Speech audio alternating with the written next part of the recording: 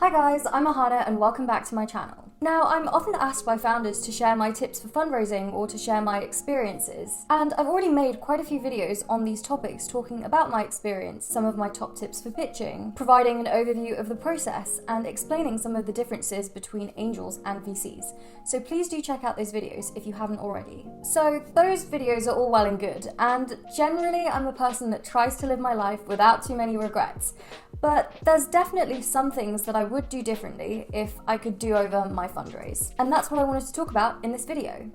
If that sounds good to you, then keep on watching. So let's dive right in. Number 1, I'd have made a hit list. And no, this isn't a list of hits that I want to make because I was angry that they didn't invest. This is a list of investors that have either invested in your space or you think you'd be particularly aligned with, and hence you'd have a relatively high chance of success with. The best way of doing this is just to look at companies that broadly fall within your industry and actually look up who their investors are. You can even find interviews with certain investors where they talk about some of their views and their expectations, and that way you're already doing a lot of the filtering and finding the so-called right people to meet with right from the get-go. After identifying this hit list, I would have then tried to look at how I could get warm intros to as many of those people as possible. And sometimes it's not just a direct one-to-one introduction, it's going through multiple layers of people to get that warm intro. And for context, the reason I'm saying that I would do this is because what I did was basically the diametrical opposite. So what I did is that over the months of building Clear, when I'd have investors reach out to me, most of the time I would turn down the meeting because I was too busy actually working on the company itself.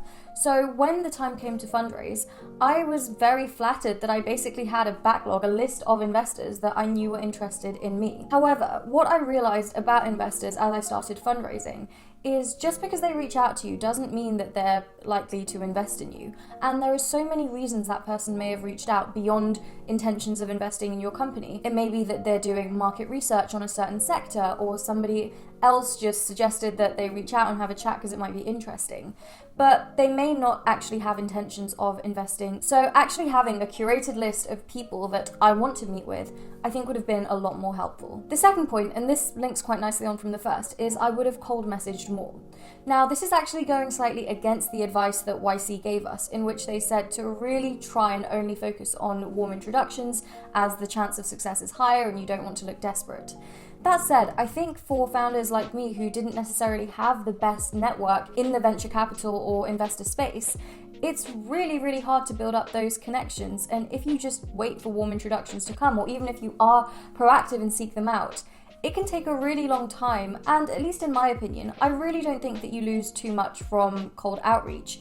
The worst thing that happens is that the investor doesn't respond to your email. It's not a big deal, and you can still work on a warm introduction to the same lead. But I don't think it hurts to send a cold message. And in fact, some of the best investor meetings I've had actually came from cold messaging. The third thing I would have done differently is I would have met with angel investors first, rather than meeting with a mix of angels and VCs. The reason I say this, and I do talk about this more in the angels versus VC video that I made a couple of weeks ago, but essentially the processes are so different for an angel versus a VC fund. With a VC, no matter how much the person you're talking to likes you, they still have to convince a bunch of other people that the process will take a lot longer, it's more strategic, and as such, for an early stage investment, the chances of success will likely be lower with a VC than with an angel. So if I could do things over, I would start my fundraising process by meeting first with angels, start collecting those smaller checks to start filling the roundup, and then I would take my VC meetings. The fourth thing I would have done differently is research the investors I'm speaking to more. Now, I did do research on the investors I spoke to in the sense that I would look up their portfolio, I would look up their ethos and their values to get a broad picture, but I didn't necessarily look to try and understand their views on the sector that I'm building in. And had I done that research, I think I would have filtered out the meetings I was doing a bit better, or at least done them in an order such that the ones that I didn't think were likely to invest, I did later, rather than just taking any and every meeting that came my way. The fifth thing I would have done differently is prioritize optics more.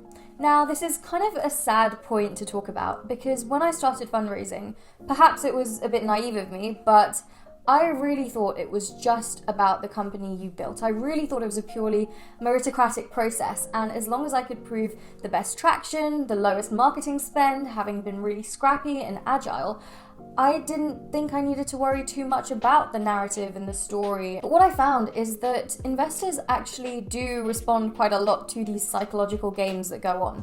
And I'd heard about FOMO and applying pressure to investors, but I just didn't feel like I needed to because we built a really cool company. To begin with, I just very naively and openly, as I do on this channel, shared everything with the investors that I was speaking to. And what I found is that really seemingly small or even pointless things mattered and sometimes could even sway the opinion of an investor. I hope I don't get in trouble with other founders for saying this, but I was fortunate enough to be told this by other founders, and I really think that it's important to share this information out there because it really doesn't have much bearing on how great of an entrepreneur you are, but these are tactics that you can use to maybe help you close your round faster. The first optics-related thing that people told me not to do was to call the round a pre-seed round rather than a seed round. In reality, these names mean absolutely nothing, but psychologically, if an investor thinks it's an earlier round, they know that it's a riskier investment, they expect you to raise less money, and given that we were a very early stage company when we did this fundraise, we could get away with using that. Of course, if your company's been going for years and years and years and you're revenue generating, you might raise some eyebrows if you change the name of your round. But for me, when I started fundraising, I was just calling it a seed round. I didn't think too much of it. But as I progressed, I was told by other founders that it might benefit me if I actually changed the terminology and call it a pre-seed round.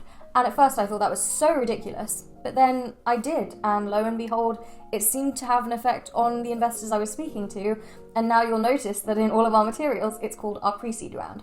Does it mean anything? No.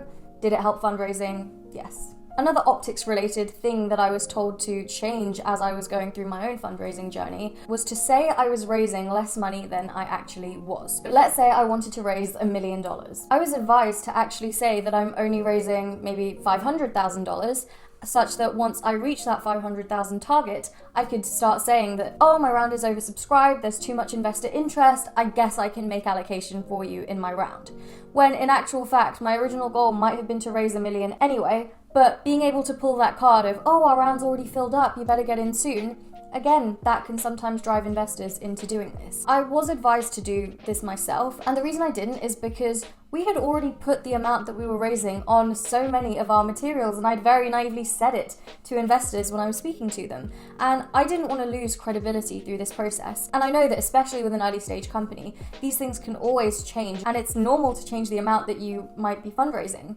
But in any case, I didn't do this, but I saw other founders pull this off very, very successfully. So if I could do it over, I probably would say that I was raising less money than I actually set out to. And the sixth and final thing that I would have done differently is I would have been a bit more aggressive. I'm not a naturally aggressive person, which to be honest, I think is one of my strengths. I think it makes me a more empathetic leader. I think in the space that I'm working in, it makes me better at forming partnerships with the right skincare brands. But as far as fundraising goes, I am kind of the belief that that does favour slightly more aggressive personalities. And this is by no means a dig at founders that are aggressive and are able to fundraise really well.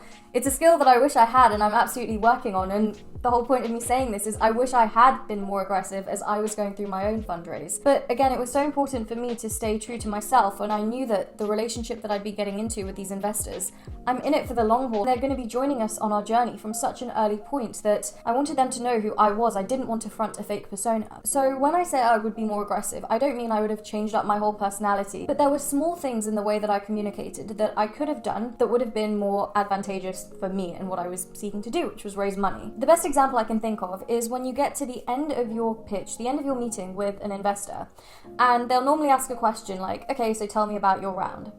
What I did for the vast majority of my fundraise was I would tell them all the gory details. I would say that we've raised this much at this valuation from these investors, and this is how much we're looking to raise in total. In hindsight, I would have been as honest, but I would have equally turned the question back on them. I would turn it around and I'd say, okay, well, this is how much we've raised. What's your typical check size?